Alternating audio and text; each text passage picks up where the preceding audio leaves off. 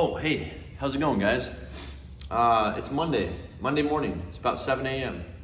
Just having some coffee, going for a leisurely walk around the gym. And I thought I would share with you today's workout. So let's take a look. We're gonna start out with a warm-up today.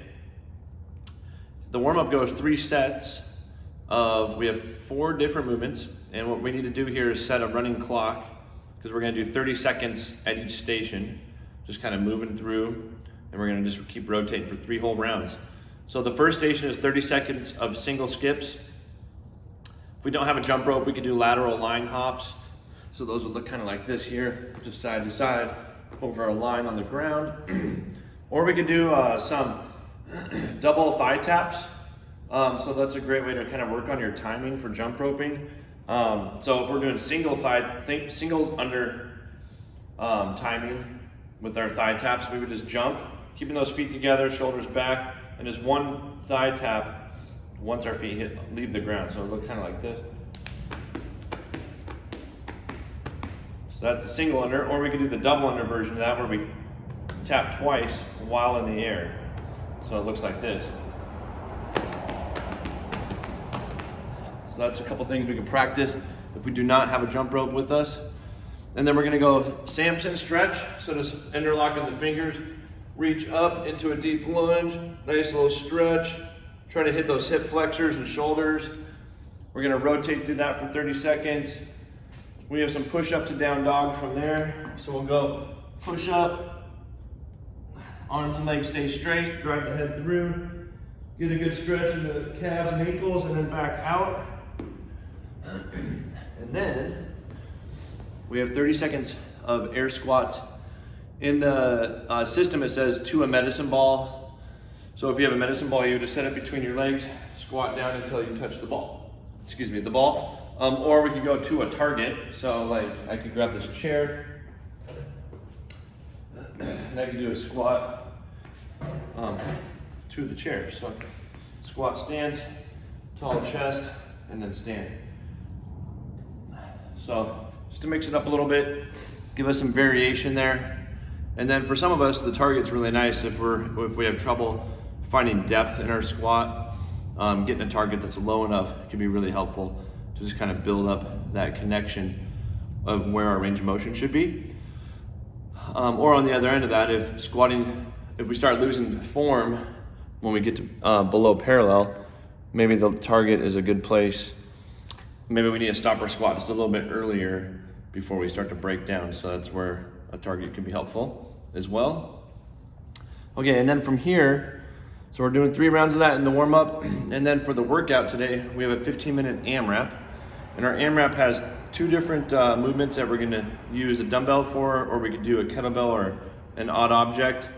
And then we have intermixed with that is some jump roping, So it says 40 double unders here, or we'll talk about some other options. So in this 15-minute AMRAP, as many rounds and reps as you can get. And it's gonna start out with 20 single dumbbell alternating snatches. So on those, we've done a lot of these now, I guess, but we'll talk about it a little bit. So on those, we just wanna remember the order of operation: legs, hips, shrug, pull, rotate, punch into that strong locked out position where that dumbbell is right over the middle of the body at the top. The other thing is both heads of the dumbbell should touch the ground between our feet for each rep. So we want to make sure that on our setup, we're keeping that chest tall, eyes are kind of looking in front of you. So I'm here, knees are out, I'm gonna drive, shrug, pull, punch. I want to make sure I don't start swinging the dumbbell away from me. The further away from the middle of your body it gets, and the less of a straight line that it's in, the heavier it's going to be. So it's keeping it tight and close, aggressive turnover. And you can also switch hands midair or on the floor. So I'll just do a couple reps to show you. We're going, in the workout, it's 20 total reps, so 20 alternating reps, so you end up 10 on each side. So I'll just do a couple reps here.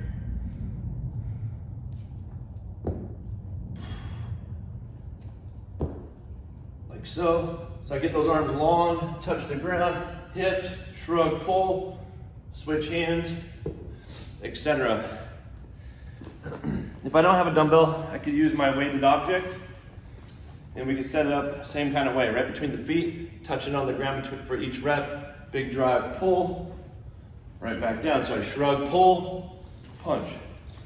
It's basically like a muscle snatch or power snatch. And then from there, we're gonna go 50, so 20 of those, and then 40 double unders. So with the double unders, we have a bunch of options. One is if we have a jump rope and we're just working on our double unders, is to just do 45 seconds of double under practice. See how many you could get in 45 seconds and then move on. The next option would be a jump over and back over your dumbbell, just 20 reps. Or we could go 40 lateral line hops. So those are a little easier than the jumping over the dumbbell, just a different stimulus. And then the last option again is gonna be those thigh taps that we talked about in the warm up. So you could do the same amount as there is for double unders, so 40 of them would be a great option as well. And then from there, we're going back to the dumbbell and we're gonna go ahead and work through 20 single dumbbell overhead reverse lunges. So the idea here is to alternate at the 10 rep mark on these, keeping our torso tall and that elbow locked out the whole time.